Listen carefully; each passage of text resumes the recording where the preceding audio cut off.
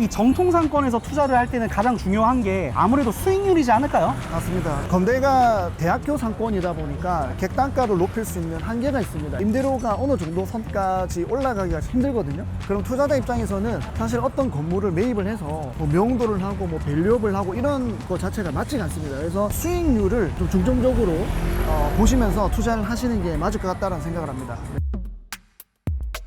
안녕하세요. 벨리디 부동산 중개법인 황주영 이승아입니다. 네, 오늘도 저희가 상권을 둘러보기 위해서 야외로 나왔는데 오늘 저희가 나온 상권은 이제 건대 입구역입니다. 건대 입구역 하면 지금처럼 이제 서울에 많은 상권들이 생기기 전에 정통적인 상권이었죠. 건대, 강남, 홍대 이렇게 3대 상권이었는데 많은 우여곡절을 겪었습니다. 건대가 정말 산전수전 공중전을 겪고 지금까지 잘 버티고 있는데 과연 이런 정통 상권은 지금 투자를 할 때 어떤 시각으로 바라봐야 할지 또 저희의 생각은 어떤지 오늘도 걸으면서 한번 얘기를 나눠보도록 해보겠습니다. 그래서 저희가 지금 건대의 마세거리 이제 초입으로 들어왔습니다. 우리가 건대하면 한 글자로 좀 표현할 수 있잖아요.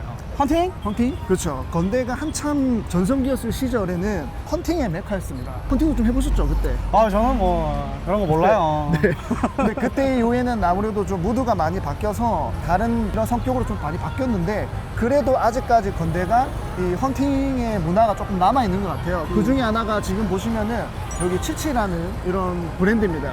저희가 한참 이 건대를 많이 다녔을 때만 하더라도 이제 시민호프나 이제 왕대박이라는 곳이 있었는데 지금은 역사 속으로 사라지고 지금은 이제 치치라는 이제 브랜드가 제가 알기로는 가장 지금 1번지지 않을까 헌팅의 싶어요. 메카인 걸로 알고 있어요. 그래서 그런 문화도 아직까지 남아있다. 그래서 헌팅 술집답게 외부를 한번 보시면은 거울로 이렇게 다 막혀 있어요. 밖과 외부를 이렇게 차단을 통해서 안에서 편안하게 이제 헌팅을 해라. 이제 그런 느낌인 것 같아요. 그리고 이제 여기 지금 골목에서 건대가 저희가 크게 구분하면은 총 3가지 골목으로 좀 구분할 수 있는데 지금 저희가 이렇게 걸어가는 마세거리, 여기 메인길과 그 다음에 이 치치를 통한 지금 이쪽으로 가는 블록 그리고 저희가 이따가 설명드릴 이제 화양시장으로 가는 그 3가지 골목을 원래가 메인이었다라고 이렇게 좀 볼 수가 있죠. 이제 건대 상권 같은 경우가 네. F&B 뭐 프랜차이즈들의 맞아요. 성지 같은 곳이다라고 생각을 해요. 직영점이나 가맹점이나 건대에서 장사하고 싶은 사람들은 되게 줄 섰거든요. 맞아요. 근데 코로나 이후에 좀 문화가 바뀌면서 아까 말씀드렸던 어떤 헌팅 브랜드들이 좀 탈바뀜이 돼서 저기 위에 있는 시민호프 자리도 이제 허거집으로 좀 바뀌고 맞아요. 네. 그리고 이런 메인 스트릿에 있는 의류나 디저트나 스낵을 다루는 이런 브랜드들도 뭐 전자담배라든지 뭐 성인용품 네, 네. 이제 어떻게 보면은 정말 뭐 제네레이션 세대에 맞춰서 분위기가 많이 바뀌고 있는 것 같아요. 네, 그래서 건대가 실제로 지금 여기 저희가 걸어가는 이 메인 마세 거리는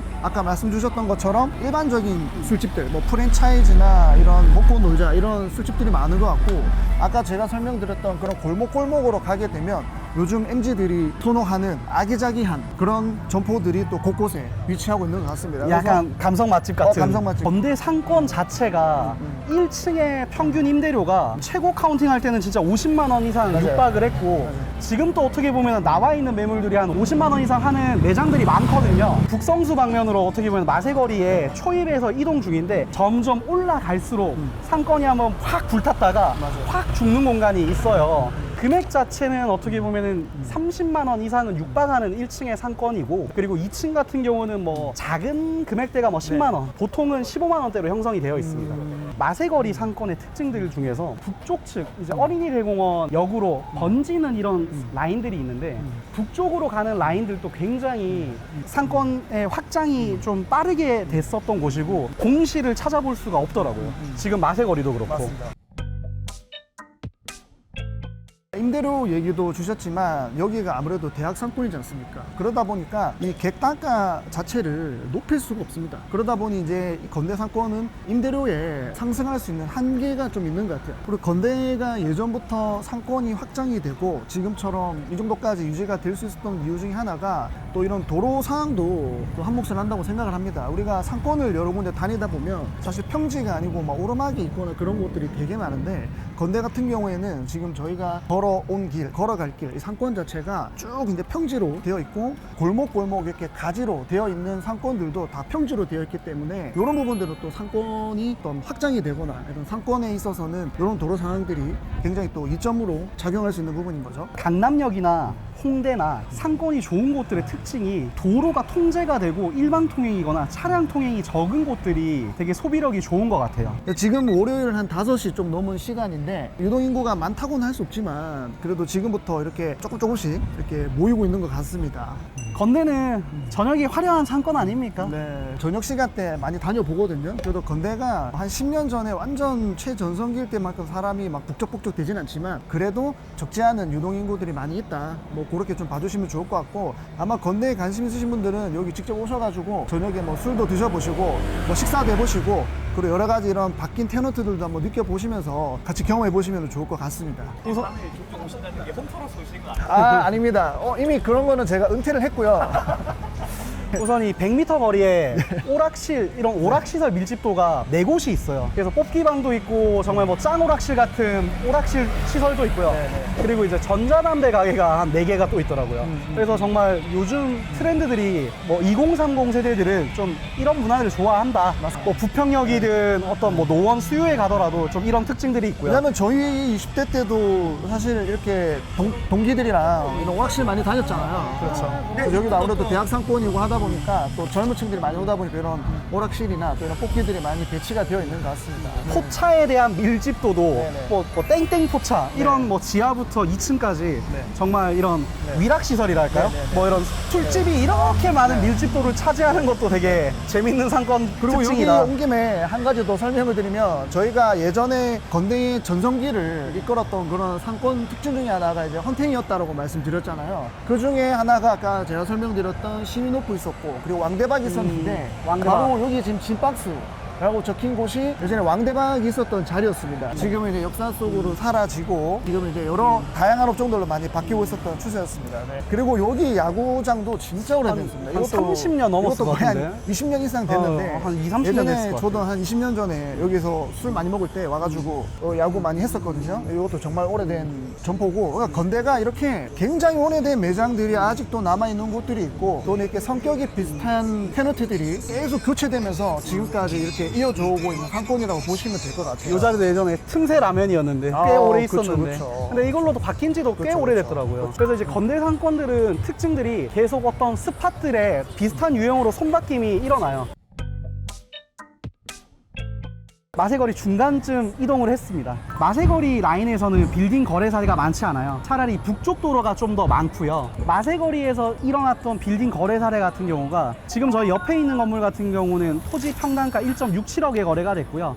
최근에 거래됐던 또 새마을 식당 같은 경우는 토지 평당가 1.4억에 거래가 됐어요. 그러면 저희가 이제 마세거리에서는 1.5억 이상은 간다. 근데 이제 건물의 뭐 컨디션이라든지 개별성에 따라서 다르지만 근데 저희는 이 정통 상권에서 투자를 할 때는 가장 중요한 게 아무래도 수익률이지 않을까요? 맞습니다. 건대가 대학교 상권이다 보니까 객단가를 높일 수 있는 한계가 있습니다. 임차인들 입장에서는. 그러다 보면은 지불할 수 있는 임대료의 한계도 있기 때문에 임대료가 어느 정도 선까지 올라가기가 힘들거든요. 그럼 투자자 입장에서는 사실 어떤 건물을 매입을 해서 뭐 명도를 하고 뭐 밸류업을 하고 이런 거 자체가 맞지가 않습니다. 그래서 지금 있는 상황에서 사실 어차피 테너트 구성도 다 잘 되어 있기 때문에 수익률을 좀 중점적으로 보시면서 투자를 하시는 게 맞을 것 같다는 생각을 합니다. 어떻게 보면 정통 상권에서는 수익률이 한 3% 이상, 뭐 한 3.5면은 최고 좋은데 그런 수익률을 베이스되는 어떤 투자를 하는 게 좀 좋은 방법이다라고 말씀드리고 싶어요. 또 한번 이동을 한번 해보시죠. 이동이 되겠나요? 지금 이제 마세거리에서 네. 화양 시장 방면으로 저희가 좀 이동을 하고 있는데 네네. 저는 이제 친구가 네. 화양동에 살아가지고 예. 진짜 7, 8년 동안 여기를 좀 다니면서 여기가 좀 아무래도 좀 주민들이라든지 외부에서 유입된 분들이 같이 좀 만나는 이제 공존하는 그런 길인 것 같고 네. 또 여기가 또 생각보다 감성 있는 좀 느낌 좋은 음식점들이 좀 요즘에 좀 아름아름 또 생기고 있더라고요. 맞아요. 마셀거리 메인길하고는 또 전혀 다른 테너트들이 있죠. 마셀거리는 약간 프랜차이즈나 뭐 이런 일반적으로 볼 수 있는 그런 테너트들이 있다라고 하면 지금 마셀거리라고 이렇게 북쪽으로 뻗어 있는 길들은 MZ들이 요즘에 좋아하는 그런 아기자기한 힙한 감성이 짙은 그런 점포들이 그쵸. 많아서 이제 그런 가게들이 이 안까지 좀 그런 젊은 층들을 불러들이고 있어요. 이런 약간 어떻게 보면 왼쪽에도 이 하이퍼 리얼리즘 같은 네. 일본식의 어떤 간판들이 좀 네네. 즐비한 곳들이 보면 용리단이라든지 네. 뭐 건대라든지 네. 홍대 제네레이션 세대들이 좀 네. 좋아할 만한 어떤 요소들이 좀 많네요. 안쪽에 이렇게 좀 유명한 가게들은 제가 몇 가지를 또 PD님에게 좀 알려드릴게요. 드리겠습니다. 그러면 그런 거 하나씩 이렇게 캡처해서 띄워주시면 또 여러 상권이 어떻게 형성돼 있구나 이렇게 많이 볼 수 있을 것 같아요. 저번에 같이 먹었던 오코노미야끼집 아, 뭐 그런 것도 있고. 그것도 힙하고. 네.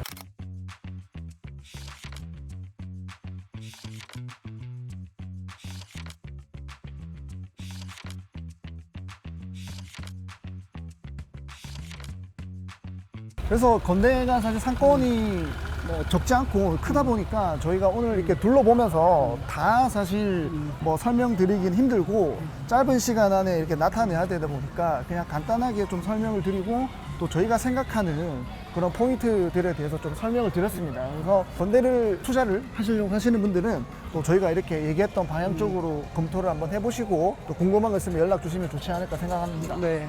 결국은 이제 수익률까지 세팅을 해가지고 네. 어떤 상품을 잘 선택하는 건데 상온형 부동산 A to Z까지 책임지는 우리 밸류디가 이 건대 상관가를 다 씹어 먹는다는 네. 그 말을 일단 PD님한테 먼저 이어폰으로 전달을 했고 네. 그래서 건대가 진짜 아직까지 살아있는지 죽고 있는지 뭐 여전히 유지되고 있는지 저희는 지금부터 건대를 한번 즐기러 가보겠습니다. 네. 근데 우리를 뭐 받아줄지는 모르겠지만은 최대한 젊은 느낌으로 갔다가 한번 가보도록 해보겠습니다. 이제 네. 건대 속으로 한번 들어가 보시죠. 네, 건대 속으로 유유.